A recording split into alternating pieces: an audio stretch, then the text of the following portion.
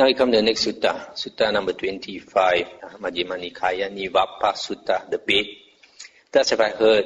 On one occasion, the Blessed One was living at Savatthi in Jeta's Grove, Anathapindika's park. There he addressed the monks thus, "Monks, Venerable Sir," they replied. The Blessed One said, "Monks, a deer trapper does not lay down bait for a deer herd, intending thus, 'May the deer herd enjoy this bait that I have laid down, and so be long-lived and handsome and endure for a long time.'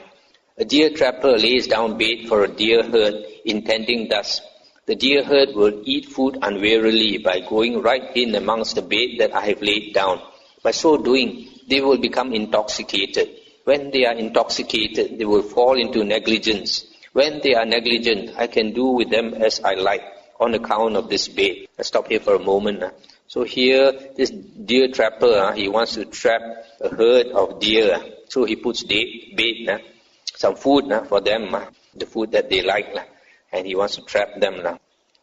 Now the deer of the first herd ate food unwarily by going right in amongst the bait that the deer trapper had laid down. By so doing, they became intoxicated. When they were intoxicated, they fell into negligence. When they were negligent, the deer trapper did with them as he liked on account of that bait. That is how the deer of the first herd failed to get free from the deer trapper's power and control. Now the deer of the second herd reckoned thus. The deer of that first herd, by acting as they did without precaution, failed to get free from the deer trapper's power and control. Suppose we all together shun that bait food, shunning that fearful enjoyment, let us go out into the forest wilds and live there. And they did so. But in the last month of the hot season, when the grass and the water was used up, their bodies were reduced to extreme emaciation. With that, they lost their strength and energy. When they had lost their strength and energy, they returned to that same bait that the deer trapper had laid down. They ate food unwarily by going right in amongst it. By so doing, they became intoxicated. When they were intoxicated, they fell into negligence. When they were negligent, the deer trapper did with them as he liked on account of that bait. And that is how the deer of the second herd also failed to get free from the deer trapper's power and control. Let's stop here for a moment. So here, the first herd of deer, they were greedy for the food, so they were not cautious enough. They didn't take enough precautions, so they ate the food unwarily, and eating so much food, they became intoxicated and negligent, and they got caught. Then the second herd of deer, they realized what had happened to the first herd. So they said, better not to eat all that food. So they went to live in the forest. But in the summer, the last month of the hot season, all the grass and the water was used up, and there was no more grass to eat. So they became so weak that they thought they had no alternative but to go and eat the bait. And they also went right in and ate so much they also became intoxicated and negligent and were caught. Now the deer of the third herd reckoned thus. The deer of that first herd, by acting as they did without precaution, failed to get free from the deer trapper's power and control. The deer of that second herd, by reckoning how the deer of the first herd had failed, and by planning and acting as they did with the precaution of going to live in the forest wilds, also failed to get free from the deer trapper's power and control. Suppose we make our dwelling place within range of the deer trapper's bait. Then having done so, we shall eat food not unwarily, without going right in amongst the bait that the deer trapper has laid down. By doing so, we shall not become intoxicated. When we are not intoxicated, we shall not fall into negligence. When we are not negligent, the deer trapper shall not do with us as he likes on account of that bait. And they did so. But then the deer trapper and his following considered thus. These deer of this third herd are as cunning and crafty as wizards and sorcerers. They eat the bait laid down without our knowing how they come and go. Suppose we have the bait that is laid down completely surrounded all round over a wide area with wicker hurdles. then perhaps we might see the third deer herd's dwelling place, where they go and hide. They did so, and they saw the third herd's dwelling place, where they went to hide. And that is how the deer of the third herd also failed to get free from the deer trapper's power and control. Stop here for a moment. So this third herd of deer, they realized what happened to the first two herds. So they decided, if you stay too far away during the summer season, there'll be nothing to eat. So they decided to stay near. And they ate the food and quickly ran out. But then this deer trapper was also very cunning. So he put all these wicker hurdles so that when the deer came in and out, so these wicker hurdles, some of it collapsed. So they knew where they came from. So they went to catch this third herd. So also the third herd got caught. Now the deer of the fourth herd reckoned thus. The deer of that first herd, by acting as they did without precaution, failed to get free from the deer trapper's power and control. The deer of that second herd, by reckoning how the deer of the first herd had failed, and by planning and acting as they did with the precaution of going to live in the forest wilds, also failed to get free from the deer trapper's power and control. And the deer of the third herd, by reckoning how the deer of the first herd and also the deer of the second herd had failed, and by planning and acting as they did, with the precaution of making their dwelling place within range of the deer trapper's bait, also failed to get free from the deer trapper's power and control. Suppose we make our dwelling place where the deer trapper and his following cannot go. Then having done so, we shall eat food, not unwarily, and without going right in amongst the bait that the deer trapper has laid down. By so doing, we shall not become intoxicated. When we are not intoxicated, we shall not fall into negligence. When we are not negligent, the deer trapper shall not do with us as he likes on account of that bait. And they did so. But then the deer trapper and his following considered thus. These deer of this fourth herd are as cunning and crafty as wizards and sorcerers. They eat the bait laid down without our knowing how they come and go. Suppose we have the bait that is laid down completely surrounded all round over a wide area with wicker hurdles. Then perhaps we might see the fourth deer herd's dwelling place, where they go to hide. They did so, but they did not see the fourth deer herd's dwelling place, where they went to hide. Then the deer hunter and his following considered thus. If we scare the fourth deer herd, being scared they will alert others, and so the deer herds will all desert this bait that we have laid down. Suppose we treat the fourth deer herd with indifference. They did so, and that was how the deer of the fourth deer herd got free from the deer trapper's power and control. Let's stop here for a moment. So this fourth herd of deer, they stayed in a place where the hunter could not reach, could not go. So even though the hunter tried to find out where they live, yet the hunter was not able to go to the place where they live. Monks, I have given this simile in order to convey a meaning. This is the meaning. Bait is a term for the 5 chords of sensual pleasure. The 5 chords of sensual pleasure are beautiful sight, sound, smell, taste, and touch. Deer trapper is a term for Mara, the evil one, Satan. The deer trapper's following is a term for Mara's following. Deer herd is a term for recluses and Brahmins, in other words, monks and ascetics.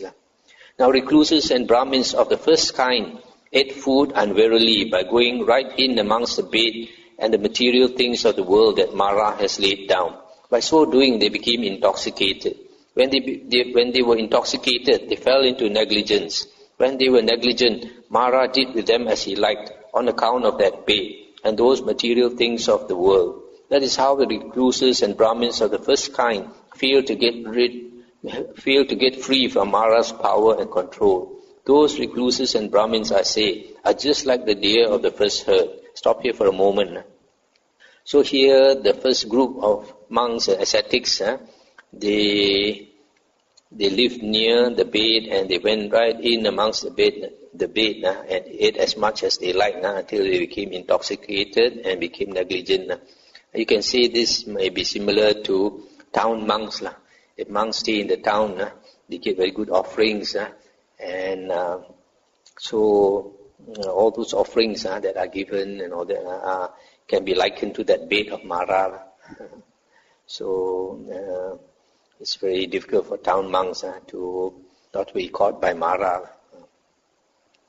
Now recluses and Brahmins of the second kind reckon thus: those recluses and Brahmins of the first kind, by acting as they did without precaution, fail to get free from Mara's power and control. Suppose we all together shun that bait food and those material things of the world, shunning that fearful enjoyment, let us go out into the forest wilds and live there. And they did so. There they were eaters of greens or millet or wild rice or hide parings or moss or rice bran, or the discarded scum of boiled rice or sesame flour or grass or cow dung. They lived on forest roots and fruits. They fed on fallen fruits. But in the last month of the hot season, when the grass and the water were used up, the bodies were reduced to extreme emaciation. With that they lost their strength and energy. When they had lost their strength and energy, they lost their deliverance of mind. With the loss of their deliverance of mind, they returned to that same bed that Mara had laid down, and those material things of the world. They ate food unwillingly by going right in amongst it. By so doing, they became intoxicated. When they were intoxicated, they fell into negligence. When they were negligent, Mara did with them as he liked on account of that bed and those material things of the world. That is how those recluses and Brahmins of the second kind fail to get free from Mara's power and control. Those recluses and Brahmins, I say, are just like the deer of the second herd. So here this second group of monks and ascetics are likened to this forest ascetics. There are some monks, they live in the deep forest and they feed on the fallen fruits and the roots of the trees. And but then in the last month of the hot season, all these are not available and they have not much to eat. And then they come back into the towns, and then they get careless. Eat as much as they like and all that, and they got caught by Mara.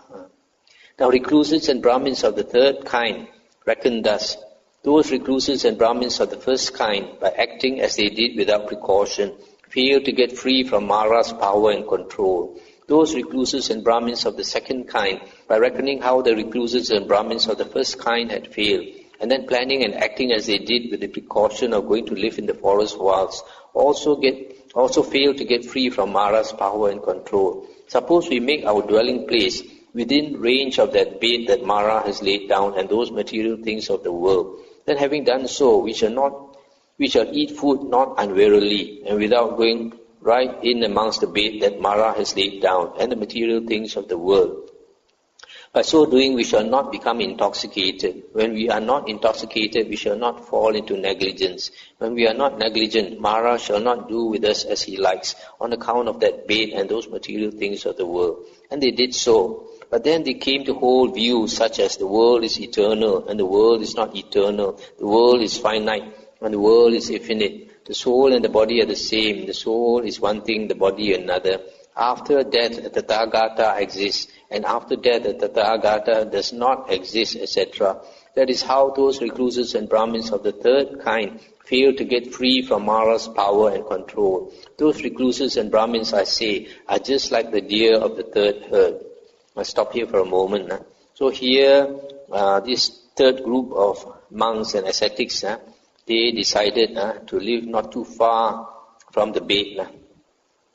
And from the material things of the world. This can be likened to like the monks in the forest monastery. But then if they don't get right, if they don't get right view, purification of view mentioned just now, then they will hold these different views like the world is eternal, the world is not eternal, the world is infinite, and all these things. And they have a lot of views. And if a person has a lot of views, he tend to argue with others. And also like nowadays, if a monk goes on the internet and all that, and that is also something material in the world. You can that is also can be considered one of Mara's bait, and you can get caught there. So those such monks also can get caught by Mara, because when here is mentioned, they came to hold views, which means that they did not get right view, and right view I mentioned just now is from learning the Buddha's Dhamma, the Buddha's original Dhamma, and paying proper attention. So some monks, they, instead of studying the Buddha's words, the original words in the suttas, they go and read all other kinds of books, which will not help you to get right view, and so they will not get free of Mara. Now recluses and Brahmins of the fourth kind reckon thus: those recluses and Brahmins of the first kind, by acting as they did without precaution, fail to get free from Mara's power and control. Those recluses and Brahmins of the second kind and the third kind also fail to get free from Mara's power and control. Suppose we make our dwelling place where Mara and his following cannot go. Then having done so, we shall eat food not unwarily, without going right in amongst the bait that Mara has laid down, and the material things of the world. By doing so, we shall not become intoxicated. When we are not intoxicated, we shall not fall into negligence.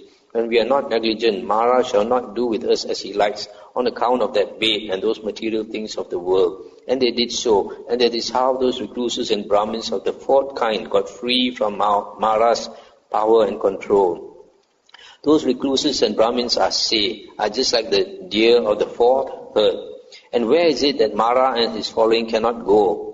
Here, quite secluded from sensual pleasures, secluded from unwholesome states, a monk enters upon and abides in the first jhana, which is accompanied by applied and sustained thought, with delight and pleasure born of seclusion. This monk is said to have blindfolded Mara, to have become invisible to the evil one, by depriving Mara's eye of his opportunity. Again, with the stilling of applied and sustained thought, a monk enters upon and abides in the second jhana, which has self-confidence and singleness of mind without applied and sustained thought, with delight and pleasure born of concentration. This monk is said to have blindfolded Mara, to have become invisible to the evil one.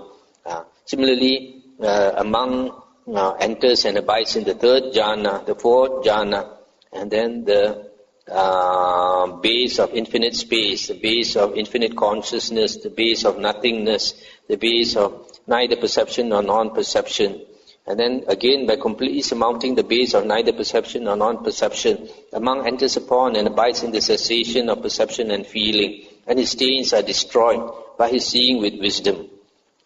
This monk is said to have blindfolded Mara, to have become invisible to the evil one, by depriving Mara's eye of his opportunity, and to have crossed beyond attachment to the world. That is what the Blessed One said. The monks were satisfied and delighted in the Blessed One's words.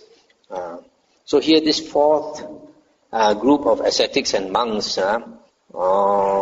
they dwell in the place where Mara could not reach them. And what is that place?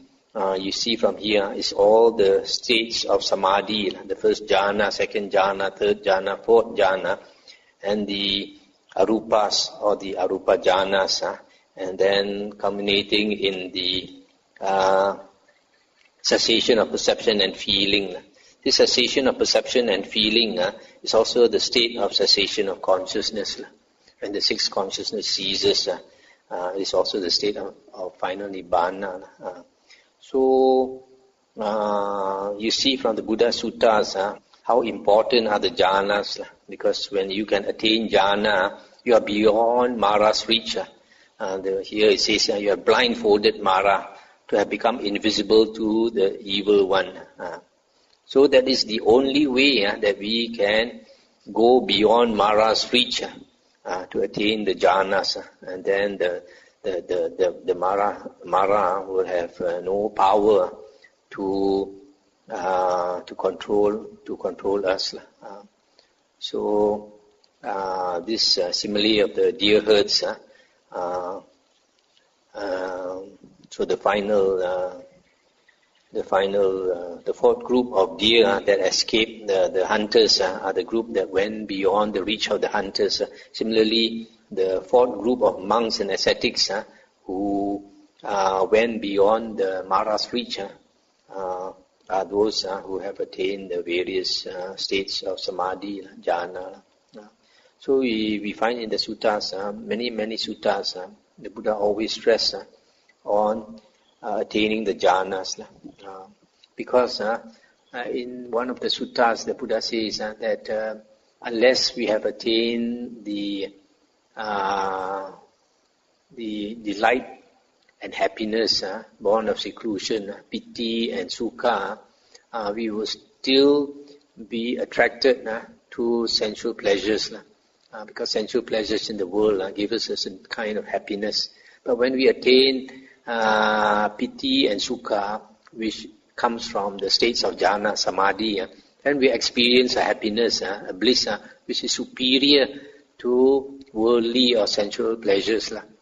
So when you attain a pleasure that is superior to worldly or sensual pleasures, then you are no more captivated by sensual pleasures. Just like formerly, suppose a man in this world, he was very rich and he had a very enjoyable, happy life in this world.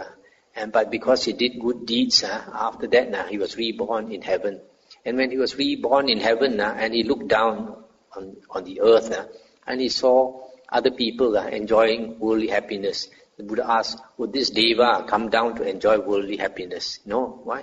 Because he enjoys a higher happiness in heaven. Why should he come down to enjoy worldly happiness?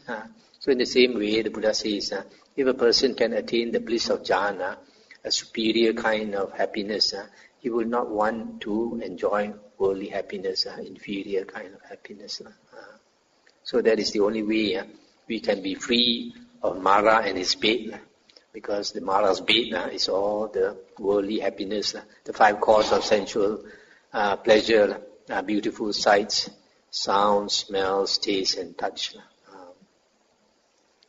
So I think tonight is all we have time for. Okay, can we stop?